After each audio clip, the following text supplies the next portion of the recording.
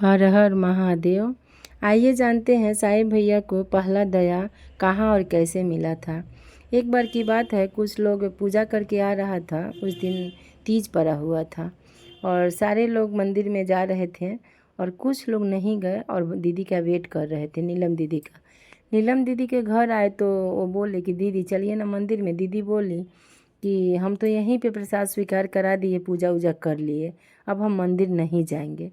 तो वहाँ पे जो कुछ लोग थी लेडीज़ लोग बोली कि हम लोग भी यहीं पे कर ले क्या। तो दीदी बोली कर लीजिए। तो वो लोग बोली कि ठीक है, हम लोग भी यहीं पे प्रसाद स्वीकार करा देते हैं, पूजा कर ले रहे हैं। दीदी बोली कर लीजिए। तो जब ही वो लोग घुसा अंदर और गया और देखा कि बोला, भगवान को देख कर पूजा किया और बोला कि प्रसाद स्वीकार कीजिए। जब ही वो लोग प्रसाद स्वीकार कराई, प्रसाद वहाँ से गायब हो गया। ये देखकर वो लोग बोला कि देखिए ना दीदी, यहाँ पर तो प्रसाद हम स्वीकार कराए तो भोलेनाथ प्रसाद स्वीकार कर लिए। तो ये बात चकित वाली बात है, जब भगवान को प्रसाद हम लोग तो सिर्फ दिखा देते हैं, भोग लगा देते हैं, लेके चले आते हैं। उन लोग का प्रसाद खा गए, महादेव स्वीकार हो गया। तो उन लोग को तो चकित वाला बात लगा कि ऐसे कैसे हो गया। ये बात आग की तरह फैल गई। सारे लोग एक दूसरे को बताने लगा कि हम लोग उनके घर गए थे तो हम लोग प्रसाद स्वीकार कराए तो ऐसे ऐसे हो गया। अब एक दिन की बात है कि यही बात ऑफिस में छिड़ा, क्योंकि भैया ऑफिस में गए हुए थे। भैया ऑफिस में उस समय जॉब कर रहे थे, डिप्टी कलेक्टर थे। तो वहाँ पे को जो कर्मचारी लोग थे उसमें से कुछ जन बोला कि सुनते हैं कि आपके घर महादेव प्रसाद खाते हैं। तो भैया बोले कि हम तो ऐसे नहीं बोले हैं कि हमारे घर महादेव प्रसाद खाते हैं। तो वो लोग बोला कि भूत प्रेत खा जाते होंगे, आप लोग को लगता है कि महादेव खाते हैं। भैया बोले कि हो सकता है, लेकिन हम तो आपसे नहीं बताए कि मेरे घर महादेव प्रसाद खाते हैं। तो देखिए, इतना बात करते करते उसमें से एक जो थे उनके साथ जो काम करते थे, वो भी कर्मचारी उसमें का थे। तो वो बोले कि ऐसा कीजिए ना, आपको और महादेव प्रसाद आपके घर खाते हैं तो आप, एक मंदिर है सिंधेश्वरी मंदिर, वो श्रृंगी ऋषि के द्वारा बनाया हुआ है, आप वहाँ पर प्रसाद स्वीकार करा के दिखाइए महादेव को खिला करके। तो भैया बोले कि वहाँ पर क्या गारंटी है कि महादेव प्रसाद स्वीकार करेंगे, वहाँ पर भूत प्रेत लोग भी खा सकता है। तो बहुत सुंदर वो बताए कि देखिए, ये तो श्रृंगी ऋषि के द्वारा स्थापित किया हुआ मंदिर है। वहाँ पर श्रृंगी ऋषि के द्वारा मंदिर वो इतना जागृत है कि वहाँ पर कोई भूत प्रेत नहीं जाएगा, आप वहाँ पर स्वीकार कराइए। अब ऐसा सुन करके सारे लोग मन ही मन मतलब विचार किया, उसके बाद चल दिया लोग। भैया के पास उस समय जीप थी, उसी गाड़ी से वो लोग सभी वहाँ से चले गए। कम से कम 8-10 लोग वहाँ से हुए और भैया भी थे और साथ में नीलम दीदी भी। उसी मंदिर में वो लोग चला गया। रास्ते में भैया 50 पीस रसगुल्ला लिए और वो लोग मंदिर की तरफ चला गया।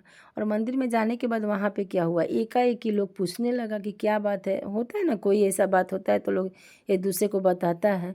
इस तरह से सारे लोग मुँहा मुँही करके सभी लोग जान गए कि यहाँ पर ये महादेव को प्रसाद स्वीकार कराया जाएगा। अब ऐसा सुन के पूरा मंदिर में भीड़ हो गया। मंदिर में इतना लोग इकट्ठा हो गया कि सब देखने के लिए, सब हाथ में डंडा लेके कि आज अगर महादेव प्रसाद नहीं खाएंगे तो इनका सिर फोड़ देंगे। सोचिए कैसा मतलब लोग के मन में सोच था। और ये बात सुन करके दीदी तो एकदम मन ही मन महादेव पर एकदम, जिसका पति के कोई संकट है वो तो शक्ति स्वरूपा थी, मन ही मन वो भी महादेव से और दया लेने लगी और प्रसाद को स्वीकार कराया गया। प्रसाद स्वीकार कराने के बाद में क्या हुआ कि जब जय ही प्रसाद स्वीकार कराया गया तो मंदिर का पट बंद कर दिया गया। अब प्रसाद स्वीकार करा के दरवाज़ा बंद हो गया और सभी लोग बाहर में बैठ गए। अब बैठने के बाद क्या हुआ कि कुछ देर के लिए सेकेंड लाइन कट गया। लाइन कटने के बाद तुरंत गैस वाला लाइट का व्यवस्था किया गया। तब तक उतना ही देर में लाइट भी आ गया।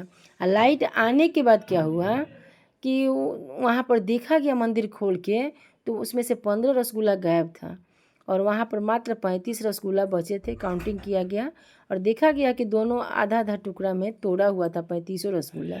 और ये सुन के सारे लोग को बहुत आश्चर्य हुआ। लेकिन जानते हैं, भैया एक ही बात बोले थे। जब ही मंदिर का पट बंद हुआ बैठे और सारे लोग बोल रहा था कि आज नहीं खाएंगे भगवान प्रसाद तो हम इनको बताएंगे, भैया एक ही वर्ड बोले थे। जानते हैं वर्ड क्या था? बूढ़ा हो इज्जत रखी है। बस सौंप दिए एकदम एकाग्रचित हो के। कहा जाता है ना कि आदमी के अंदर अगर भरोसा विश्वास हो तो कहा जाता है सब कुछ भगवान करते हैं। तो उनके अंदर एक ही विश्वास था कि बूढ़ा वो इज्जत रखी है।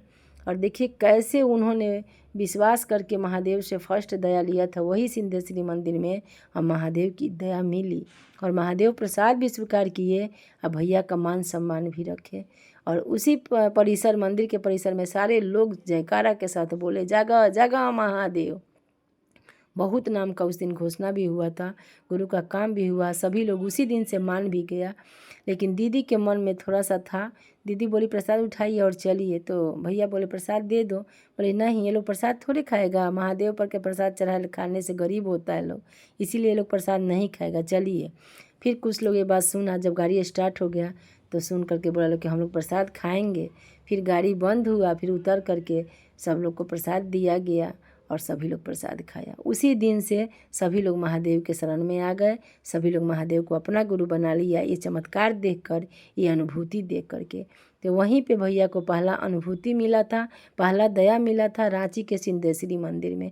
वो मंदिर आज भी है, सभी गुरु भाई बहन वहाँ दर्शन करने जाते हैं उस मंदिर का।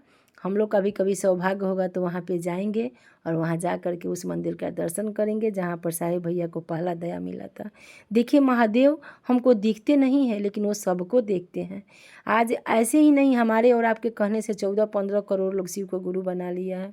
सबको गुरु देख रहे हैं और सबको गुरु दे रहे हैं, लेकिन सच्ची भावना से, सच्चे मन से विश्वास करके आप महादेव से मांग के देखिएगा, महादेव सभी को देते हैं। वो हमारे गुरु जो हैं, उनका रूप है दानदाता और ज्ञानदाता। आज हम लोग दानदाता रूप को तो सभी जानते थे, लेकिन ज्ञानदाता रूप को साहिब भैया ने जागृत किया है।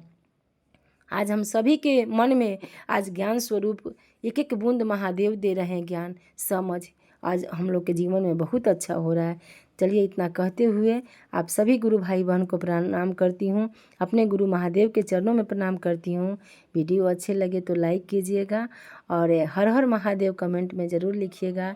जितना बार हर हर महादेव लिखिएगा उतना कष्ट आपका हर लेंगे महादेव, उनको कहाँ ही गया है हर हर महादेव।